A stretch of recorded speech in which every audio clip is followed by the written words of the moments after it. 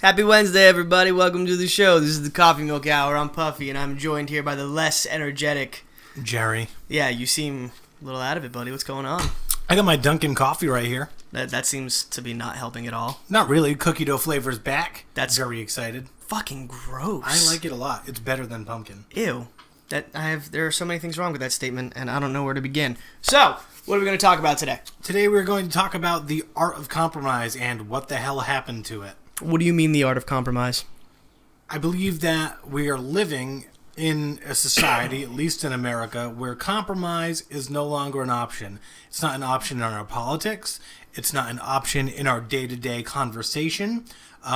Debate has kind of disappeared, and now if you disagree with someone, you just piss each other off and walk the other way. And then you kind of judge that person and hate them for a little while. That explains a lot about how I feel about you most of the time. There's no compromise, and that's not a good thing. Well, who says I think we've lost the art of compromise. Who says we need to compromise? Who made you fucking king to make the rules? There's nothing wrong with not compromising. If I think you're wrong and you think I'm wrong, but it's like an opinionated discussion, who the hell cares? Why does there have to be a meet in the middle situation? There doesn't need to be compromise, but in my ideal civilization, I think if we're working towards something, two people with differing opinions should be able to sit down and say, okay, well, I agree with you there. Okay, well, I agree with you there. I can see this point. Okay, well, what if our two ideas met in the middle and this were the end result? What would it look like then? But instead, we tend to speak in black and white, and that's a good place to start, but we never end up in the middle. I feel like we usually end up further apart than we started. So compromise helps to move humanity forward politically, day-to-day problem solving, workplace problem solving, personal life problem solving. The lack of that compromise is a hindrance to progress in all those fields. I think you're dumb.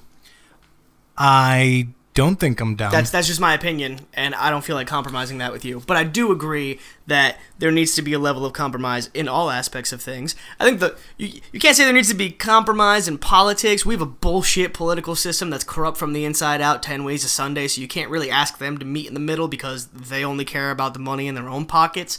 But like personal life, for example, I could see that. There are probably a lot of relationships out there that have failed more often than not because one or both parties refuse to meet in the middle on an issue. I don't feel like our politics are definitely corrupt, but part of that corruption is the lack of compromise. If, say, the Democrats and the Republicans sat down, and the Democrats said, we want to make the minimum wage $15 an hour because we believe everybody should have a living wage. Good luck, hippies. And the Republicans say, no, because that's bad for business. We want to keep it at $7.50 or wherever it's at. Fuck yeah, drop it to $6. In this situation, compromise is really easy. You go between 15 and 7. Let's say you say $11.50 an hour is the new minimum wage. Look, we've met in the middle. Have a great day, everybody, and both sides walk away happy. But instead, black and white, $15 or nothing, $7.50 or nothing, and guess what? Everybody's still poor, and we're a little pissed off, and we hate the other side a little bit more. Republicans hate Democrats because they're like, you want to give a kid at McDonald's $15 an hour, he doesn't need it. And the Democrats are like, there's a 40-year-old mom working as a manager at Walmart making $30,000 a year. She needs a raise. You know what I mean? So you start to hate each other. You start to hold contempt for each other because you refuse to compromise. Personal relationships definitely need compromise. And I think in any area, workplace, even in friendship, you need to compromise to maintain healthy environments, period. That's fair. That's a fair statement. Friendships is definitely an area that you need to compromise in. Aside from the obvious things, like if I'm looking for like-minded people as my friends, which is the common thing there, you're looking for, not people who will disagree with you per se, but people who will enlighten you. So if I find somebody who, we don't agree on everything, but we agree in a way that's mutually beneficial to us, we're probably going to be friends. Now, if I meet somebody who I think is pretty cool, and then that person turns out to have an opinion of something that makes them a fucking asshole, I'm probably not going to be friends with that person. But are they required to compromise towards my belief just to be my friend? You just walk away from the friendship. They could walk away from the friendship, and I think friendship is the most lenient place for compromise. You don't have any need to be around that person necessarily.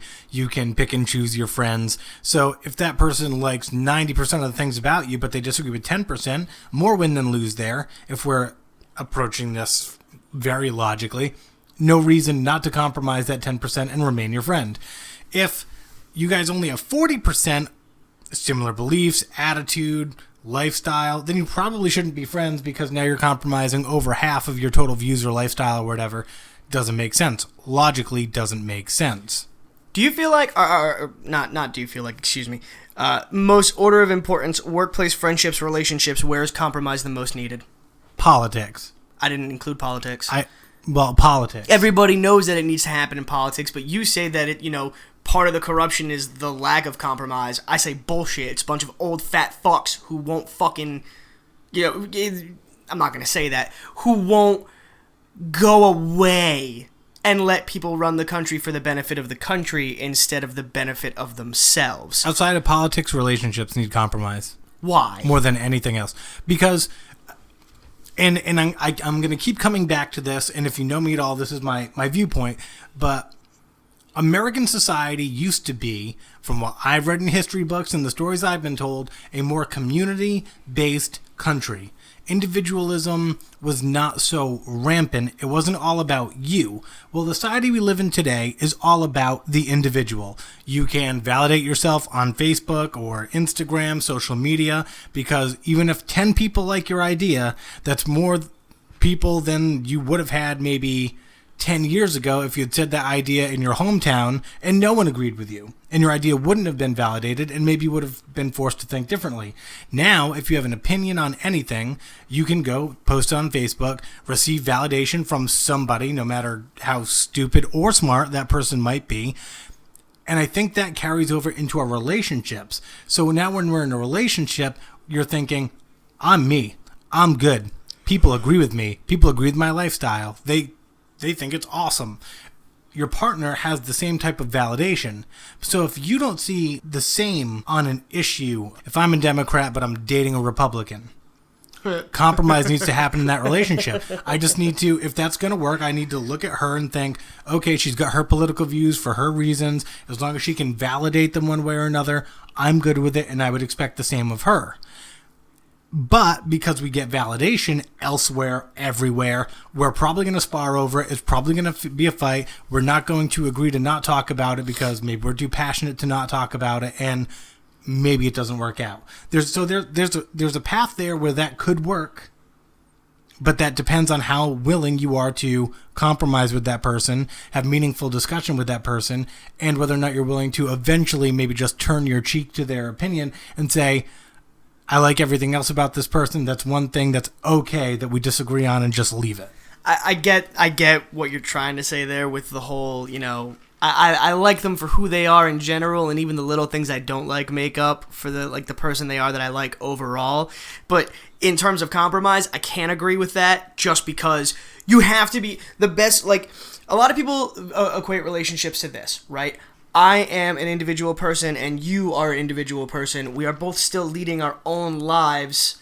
We just happen to have them connected at this point. And I disagree with that. I think that a relationship is two people with individual lives who put their individual lives under a bigger bubble of a collected life, like a together life. And part of that is having to come to the middle of the road with that person and say, you don't like these things. I don't like these things. Are we both willing to change that and work on it for the betterment of our significant other? If we really want it to work, is this something we're willing to do? If not, you need to walk away, because eventually it's going to keep coming back and coming back and coming back.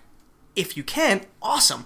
But people don't even want to have that conversation at this point, because the thought of compromising with somebody to change any of their own personal beliefs and remove, like you said, their own validation is an insane thought for people of our age. So are you saying that people do need to compromise in relationships the way that I was talking about it, or you disagree with what I was saying? No, I agree that they need to compromise in the relationship. I think if I have, if I'm an avid gamer, I game like 25 hours a week, right?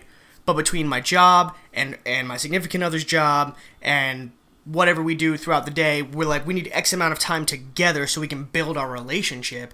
If a result of that, or if part of that is me saying, all right, I need to cut back on my games, I can make that compromise for the sake of my partner. And if she has something or he has something that needs to be changed, I would expect them to do the same. That's common, isn't it? Or shouldn't it be common? It should be common. I feel like with divorce rates where they are, as high as they are, I feel like we've lost some of that. Part of it is temptation, right? You've got the internet. You're connecting with people you never would have connected for. You can connect with people across the globe on a daily basis you wouldn't have connected with before. So there are more people involved in everybody's relationships. We've got text messages. I think that's one aspect. But I do think the other aspect does come down to individualism. That's not to say individualism is a bad thing. I think you can have two people who are, let's say, career-oriented individuals who are not interested in spending every waking moment together. They have jobs and careers that they care about. They're out there changing the world in their own way, and they don't want to spend all that time at home with their significant other. That's fine, because they've reached a compromise where they say, listen, both of our careers are important to us, so we're in agreement that we want to spend this time away. There comes a level of trust with that. You can do it. Where compromise, I think, gets tricky is, I want to go to the bar every night. Yeah. I just want to go to the bar every night and I want to be with my buddies. And girlfriend, wife, significant other, whoever, maybe doesn't want me coming home drunk every night. I feel like those are the situations where you start to see compromise falter. I have fun with my friends. Are you stopping me from being with my friends? Right. It becomes less about like what the actual issue is. Like, you're rolling up at 3 a.m, super drunk, making a shit ton of noise, waking me up. I got to get to work in like 2 hours. So you start cutting into my sleep. And that, for me, is the issue that I'm asking you to compromise on. But you'll turn around and make it about, oh, well, you're saying I can't hang out with my friends, or I can't have this time to de-stress, or anything to deflect from what the actual issue is, and therefore not compromise with it. So, yeah, I mean, that's a problem, I would say. So when we look at individualism and what we need to do to compromise, I think people... And this goes back to our PC episode, but people get very easily offended when you attack something they believe in. Oh, yeah, and they get on the defensive so quick. I was in a conversation the other day with someone, and we were talking about, can differences in religion work in relationships? Can a Mormon date a Jew? Can an atheist date a Catholic? Can that happen? Yes. Yeah, absolutely. I think in any given situation, you can say, this person is different than this person in this way, but they found a way to meet in the middle and make it work through compromise. But I think what happens too often is people get so set in their own beliefs, they think, this is my way. I need to date or be with someone who's exactly this. And if they're not, deal breaker. Not that there shouldn't be deal breakers, but I feel like the number of potential deal breakers has really, really, really gone up. Yeah, it's a little out of control at this point. My deal breakers have always been very simple, honesty, trust, and loyalty. Not in the sense of like a dog. What if she doesn't want you to get a dog? You're not allowed to have a dog. At all? At all. I probably wouldn't date that person. That's just... You're not willing to compromise on a dog. I mean, I could, but it depends on how vested I am in the relationship, and that's what I was going to say. There's nothing wrong with having, like, qualifying factors that you won't compromise on. If you're a person who's like, I know what I want, I know what I'm looking for, this is it, and you meet a person and you go on a few dates and that person is not it, it's fine to walk away from that and say, look, this isn't what I'm looking for, it's not the whole package that I'm searching for. But what is a problem is when you allow yourself to get into the relationship knowing that some of these things were issues that you were going to potentially have to come to the middle on, but you just kind of put it to the back of your head like, oh, I'll just deal with it then. And now it's like World War III in your fucking apartment every time you two get into a fight because you didn't have the wherewithal to think ahead and be like, this is probably going to be a problem. I should evaluate this. Or you keep putting it off and you think, I'll do that for this person. I can dial back this or do more of this for that person and just put it on the back burner and it never happens. And the frustration just builds and builds because your life maybe is more important to you than your relationship with that person. And I feel like maybe we've kind of lost the value to relationships and what they mean. Does it mean giving up all of yourself? No, I think that at the end of the day, you have to still be true to yourself. I mean, don't get me wrong, I'm guilty of refusing to compromise some pretty silly things. I dated a girl who was pretty fantastic, and we ended up breaking up because I wouldn't compromise in cutting back or quitting smoking at all. I was just like, no, this is me, this is what I do, you were aware of it, I'm not changing it. I was very stubborn, and frankly, I was wrong, because I was pretty invested in that relationship, and had I just been an adult about it, I guess for lack of a better term, and came to the table and was like, okay, am I willing to do this for this person? Removing the sense of individualism for the sake of companionship, things could be a lot different today.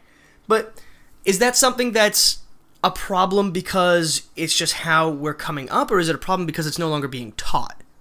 I don't know. I was taught compromise at a very early age. I'm also very passionate and I hold to my convictions. But I am willing to say that I can usually listen to the other side, and I know when valid points are being made, especially when it comes to politics, because that's kind of where I enjoy debating. And when you're talking about idealism, when you're talking about social policy and potential changes that are usually theoretical, in those situations, it's really easy to sit down with, say, a Republican or an independent and say, well, I stand on this issue here. I'm pro-choice for this reason and this reason. Why are you pro-life? Okay, now we understand why we feel that way. What is the middle ground between those two? Do you support abortion if it's a rape victim and she doesn't want that child? Do you support abortion if it's life-saving? Where will they concede points? Where will I concede points? Those debates can happen. But too often it's, I'm pro-choice. Oh, well, I'm pro-life, and it's wrong to abort any child ever. And you're really fucking stupid for thinking that abortion is okay. You're killing a child, and it's automatically an attack. Yep. Do you know what I mean? Yeah, absolutely. So too often, I think, both in politics and relationships in the workplace, it gets personal really, really fast because people have issues separating what they're passionate about from their actual self. You're not necessarily defined by your convictions, or I should say, by your thought processes. They can be part of who you are, but they're always, always, always subject to change. I didn't like broccoli when I was a kid. Now broccoli's pretty good. I fucking love broccoli. You know what I mean? So everything is subject to change, including your thought process. As we get older, as we learn more, our thoughts and opinions and our ideologies change. So knowing that, you can't make everything personal. You can't attack someone for disagreeing with you when there's a conversation you can have in a civil way. Maybe we don't talk in a civil way anymore. That's fair. You brought this up a few times, and I'm kind of curious as to what you mean about it. You keep saying compromise in the workplace. What exactly do you mean by compromise in the workplace? Because I got to tell you straight out, if you're saying, like, if a boss and an employee aren't seeing eye to eye on, say, a project, but the boss wants it done a certain way, I would have to disagree with you there. Now, in my personal opinion, it would be smarter for the boss to like, come back and try to see the other point of view, but do they necessarily have to? Hell no. Well, okay, so I've had this conversation before. Compromise in the workplace, right? I'm a boss, and I come up to you and I say, I need this done this way, this deadline done. If that employee says, well, I'm thinking that maybe we can do this, but I think there's an easier way, and I think if we make a couple of modifications here or there, we can do this better. Some bosses out there will say, what did I just tell you? Yeah, did I ask you for your fucking opinion? I ask you for your feedback? Now, it is my personal opinion, belief, good leadership is going to listen to their people. That boss, just listening to that person's thought process, you can say, no, I told you to do it this way, and be a jackass about it. Or you can say, I hear you. I see what you're saying, and those are good ideas. Or those are not good ideas. Here's why.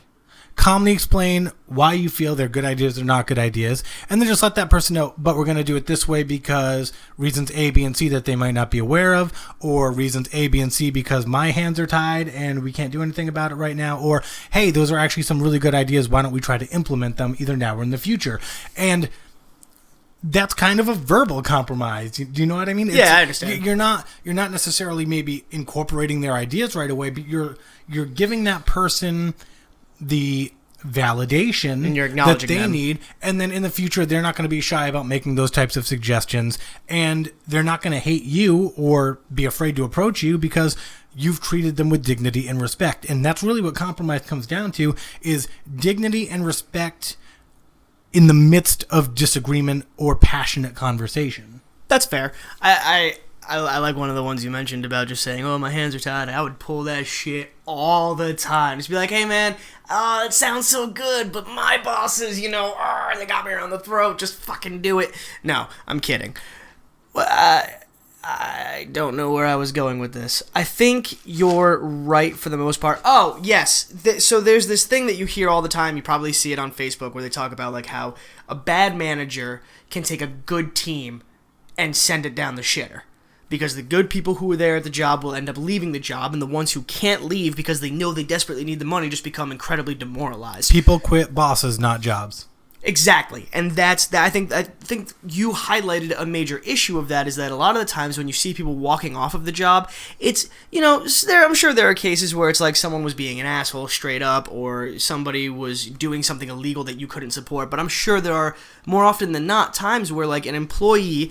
Let's go back to when I was doing asphalt, right? Whenever my guys had a suggestion for doing something, because I was still learning it myself, I was put into an upper level position early because I, had ties to the business. So when these guys who had this experience and just way beyond me in experience would come up to me and say, "Hey, I hear what you're saying, but what about this?" I'd always hear them out. One, because they're more experienced than me. I know that I can learn from them as I help them get the job done. And two, because I know if I turn around and I'm like, "Look, fuckface, I didn't ask for your opinion, I asked for you to get the job done," I'm going to lose workers on the job, I'm going to lose time on the job, and now I'm going to lose money on the job.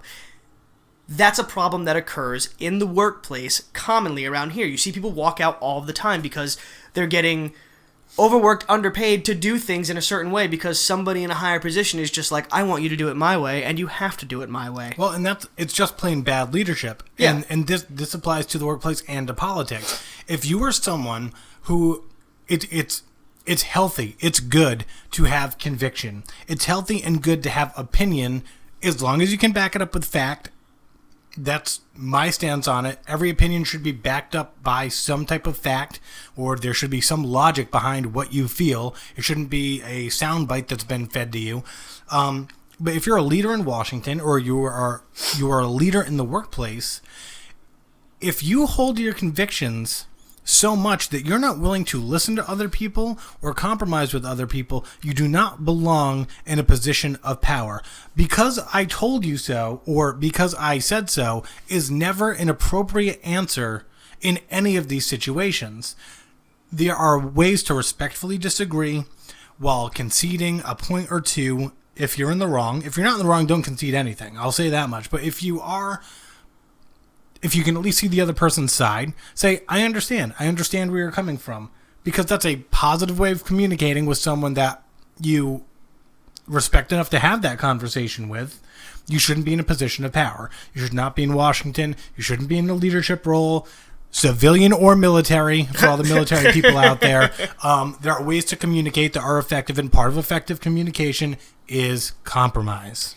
We've been talking about this for almost a half hour now, and I think there's one area I've thought of where compromise may not be a good thing, and I think that's in parenting. If you're a parent to your child and you're raising that child, and let's assume, for the sake of argument, that you're a good person, you're trying to raise a good kid, you want to teach him discipline, respect, knowledge, the value of earning what you, of working for what you earn, and stuff like that. Compromising in certain situations there, I think, hello phone, is an issue. Let's say, for example, if I'm at a store with, my little baby junior son of a bitch, and he wants candy, and I say no, and I end up compromising with that child to give him candy because his argument is going to stand there and cry like a baby for an hour. To shut him up, I buy him that candy. I'm failing through compromise. I believe, because that kid's going to, the more I do that, the more that kid grows up and becomes spoiled and entitled. Right, you're failing because you've got no backbone and you'd rather be less embarrassed in the store. And maybe parenting is something we can hit on later, because all you iPad parents out there who'd rather give an iPad to your kid than actually, interact with them and like have a relationship with them need to go, find a new job and give your kid up for adoption because you need to be a parent to your child. You can't let your iPad be a parent to the child. As you can see, I can go on about this for days, whatever. But Holy shit. What if I'm a parent and I want to spank the kid and you don't believe in spanking? Wait, are we both parents of a child? Because we haven't talked about adoption before, and I don't know if I'm comfortable with it. Let's just hypothetically say we're considering adoption. We're going to spank this kid, and I'm you not. don't want to Give spank yourself the a kid. hypothetical wife, too, because this is making me Okay, feel weird. that's fine. How do you compromise there? If one wants to spank and one doesn't, So it's okay. that's something that you probably should have discussed prior. But it's okay for parents to compromise on their approach as long as you're not compromising with a child, is what you're saying. Yeah, no, absolutely. When you have two parents in a relationship with a child, the parent should never be compromising with the child. I don't think there's a single circumstance where compromising with your child is going to work out for the benefit of anyone. Your child's going to grow up being a little brat. You're going to be embarrassed when you go out with that kid because you know how he's going to act the second you try to say no. So when you're around people in social settings, you'll try to be that responsible, disciplining parent, and it's going to backfire in your face. But yeah, you absolutely should compromise with your partner or with the mother or father of your child. If I think I was grown, when I was growing up, my ass got beat when I did something stupid. You know, not like abusively beat, but I got disciplined. And I like to think that that discipline shaped my character growing up. You see a lot of kids nowadays who don't get disciplined, and they're punks. That's honestly what they are. It's something you should discuss prior to having kids, probably, about how you're going to raise your children, because in that moment, you should already know what the game plan is from the both of you to your child. But that's a discussion you can have, and you can compromise your approaches on and get on the same page, essentially. Absolutely. Like, I want to spank my child. Well, I don't. Well, what can we find as a middle ground that works and you feel dulls the punishment and I feel teaches the discipline and respect? There's got to be a common ground That makes there. sense. Right. So, just to clarify, not every parent who lets their child play with an iPad is a bad parent. Not too late. You said it, buddy. I'm just talking about the parents who give the kid the iPad, let them sit for 3 hours because they're entertained, and decide that they're not going to be parents. They're going to go drink wine or whatever they're doing. The next time you go outside, you might want to wear a bulletproof Not vest. that there's anything wrong with drinking wine as a parent. You can Here absolutely we drink go. wine as a parent. You just can't do it all the time. So if you're listening, ladies, and we really appreciate you listening, according to Jerry, you should never give your child your iPad for a moment of relief, and you should not drink wine. There's a difference between a moment of relief and for 3 hours. If I haven't mentioned Don't paint yet, me in a negative light, you douche. He's an eligible bachelor, ladies, so give him a call. He sounds like a stellar guy. Final thought. What do you mean final thought? We got 2 minutes left. Because you rant for Fine. like an hour on everything. Final thought. Do you think that compromise is something that needs to be inherently taught?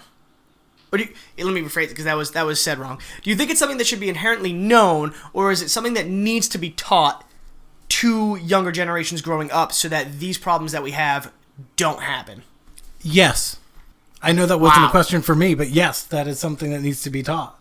Like respect and manners and compassion and all the other stuff that we don't do anymore on a daily basis. I think we're going to have to set aside a time slot for an episode about bad parenting, because I feel like you're really heated up about I'm this. a little bit heated because I just feel like these are like pillars of society. These are like pillars of life that, for whatever reason, people just never learned or were never taught. And then even when they're surrounded by people who were taught those things, they just choose not to take part.